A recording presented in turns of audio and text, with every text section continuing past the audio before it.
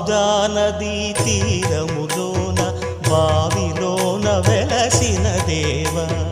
మహిలో జనులకు మహిమలు చాటి ఇహ పరముల నిడు మహానుభావ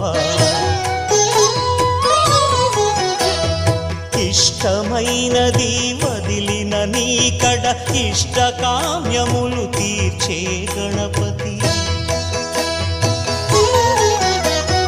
కరుణను పురియుచు వరములను సగుచు నిరతము పెరిగే మహాకృతి సకల చరాచర ప్రపంచమే సన్నుతి చేసే విఘ్నపతి నీ గుడిలో చేసే సత్య ప్రమాణం ధర్మదేవతకు నిలుపును ప్రాణం విజయ కారణం విఘ్న